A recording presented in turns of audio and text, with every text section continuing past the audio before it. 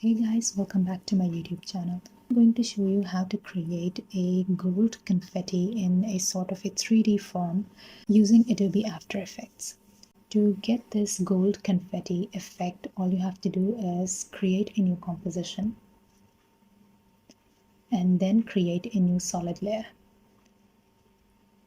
On this solid layer, you're going to apply the effect of CC Particle Systems 2. And here we're going to change the birth rate to around 2.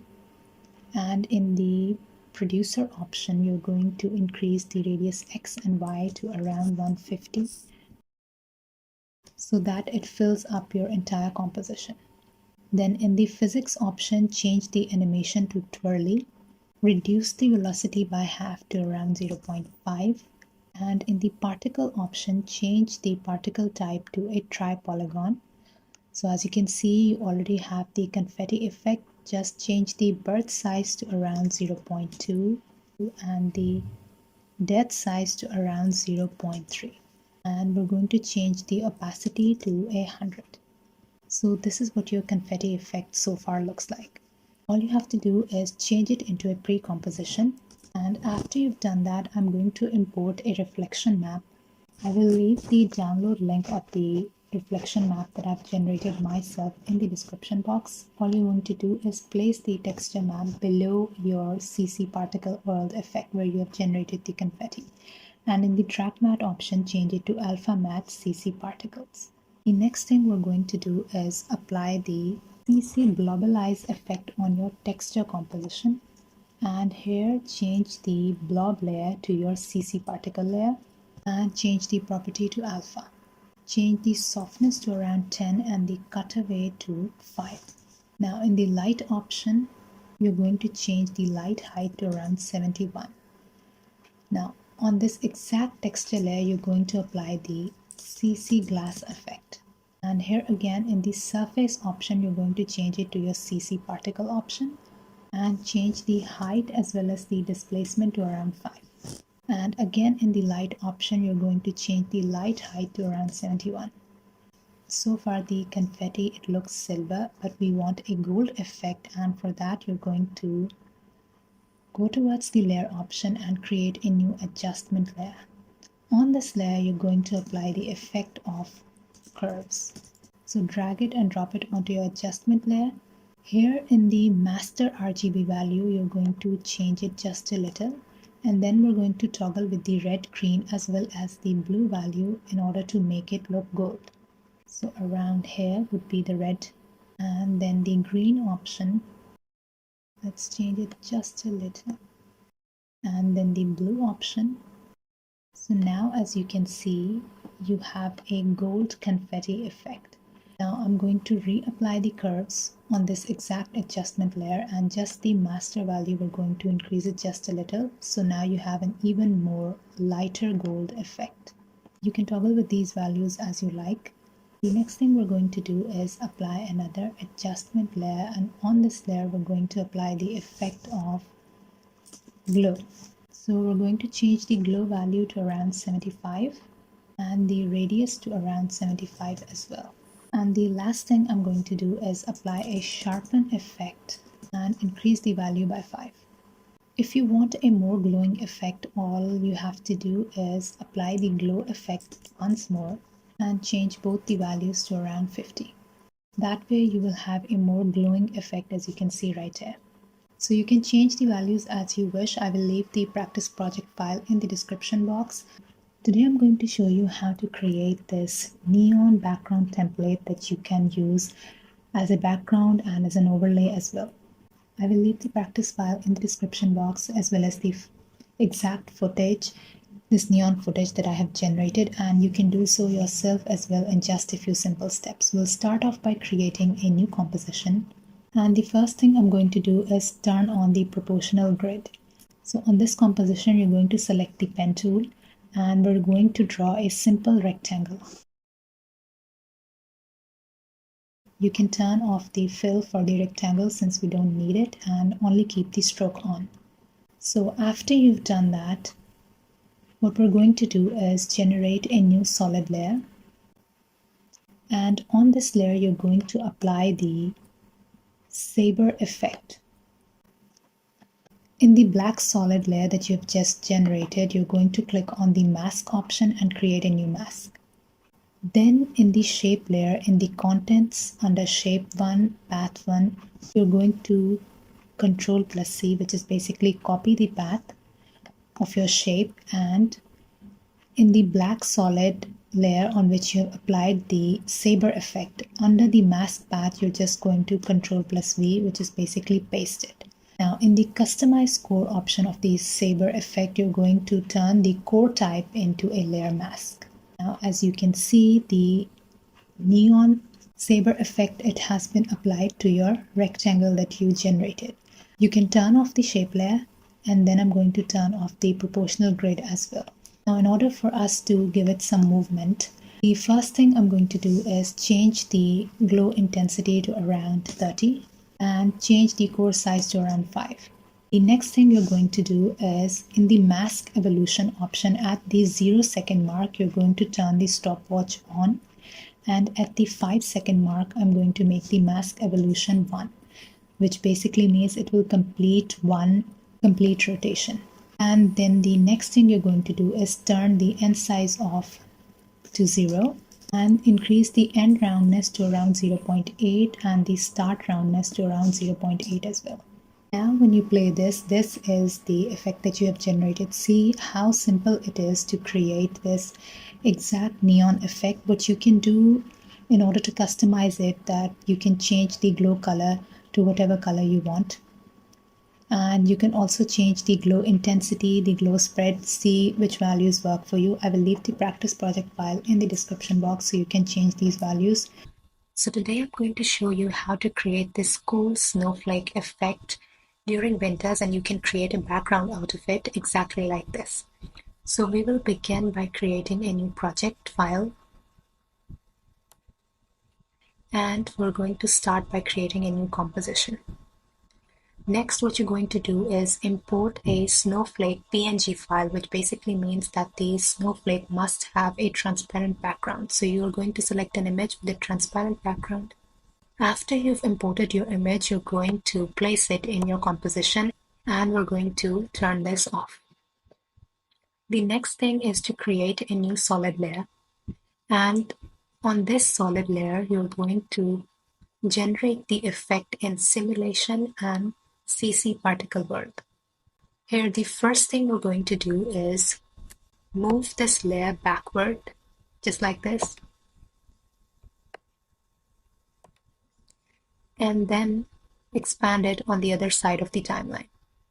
Change the birth rate to 0.1 and the longevity to a 10.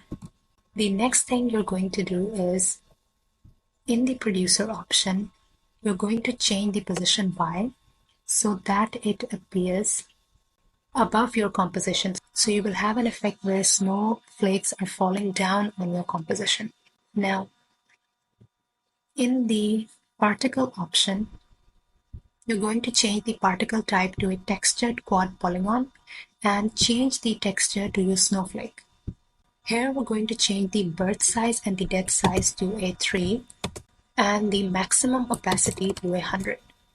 Now the last thing we're going to change is the physics option, where in the animation option you're going to select the twirl effect, and in the gravity option you're going to change the gravity to 0.05.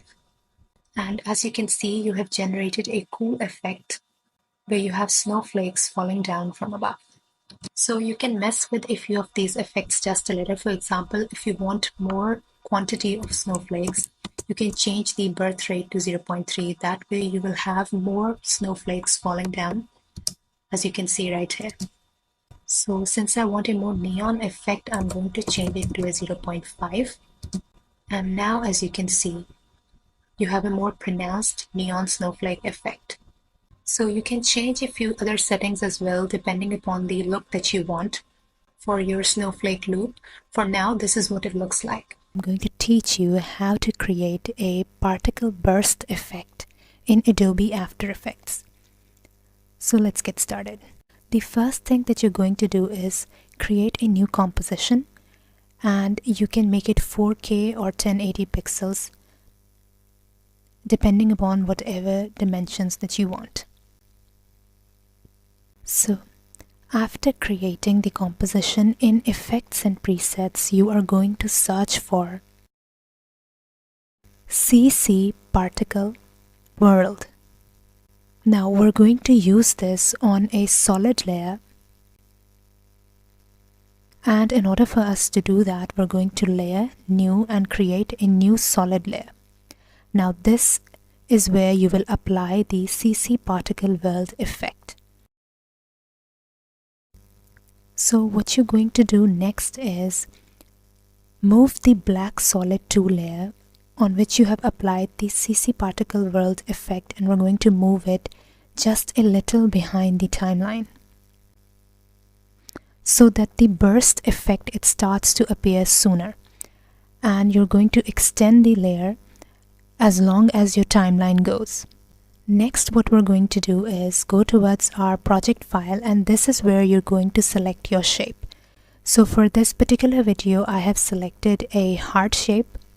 You can create whatever shape you want, and all you have to do is put that shape in the same composition as your particle effect solid is. So this is where the heart shape comes into place. You can choose whatever shape you want, just create a shape layer and design your shape as you wish. So after the selection of shape, we are going to turn off the shape layer and then move back towards our black solid layer on which the CC particle world effect has been put into place. Now it's time to toggle a few settings. The first thing that you're going to do is go towards the particle and change it to a textured square. The next step is to change the texture and the texture layer to your shape layer, which is the heart in this scenario. Then we're going to toggle the birth size and the death size, and in this case you're going to turn it into 1. So the value for the birth size and the death size is 1. Next, you're going to change the size variation to 0.0%. The next thing is to change the birth and death color. So for now, we're going to convert both of these into white for this particular black solid 2 layer.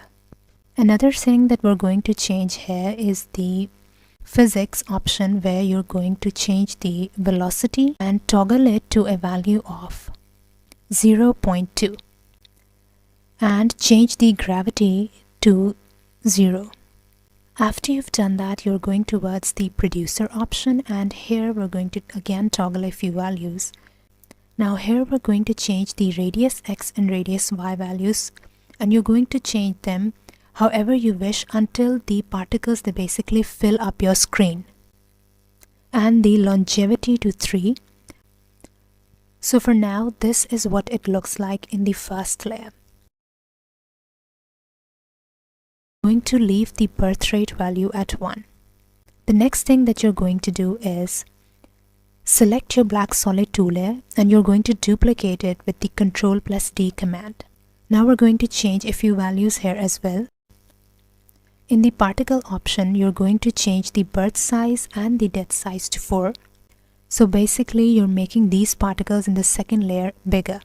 Here you can change the color, the birth and death color as well. And since it is a heart, I'm going to change both of those to red. In the extras option, for the second layer, which is the colored layer, you're going to do this one thing. You're going to turn on the random seed and turn it to 4. Now if you move forward in your timeline, you can see the exact effect popping up. It starts with a fading value and then it turns into the actual emitter particle effect, as you can see. So after exporting it, this is what the actual emitter or burst particle effect looks like. You can change any shape that you want in your burst particle effect, and you can choose the same values or toggle with them as you wish depending upon the look that you want for your graphic. I am going to leave the practice file in the description box, And using that file on your Adobe After Effects, you can learn how to create this emitter particle effect. You can put any shape in place, and you can also change the colors in just a few seconds. Then all you have to do is render this file, and you can use this however you wish. If you're interested in more Adobe After Effects, Adobe Illustrator, Canva designs, or any other tutorials for a graphic design perspective and video animation perspective, please make sure you subscribe to my YouTube channel, and I will see you guys in my next video. Take care. Bye.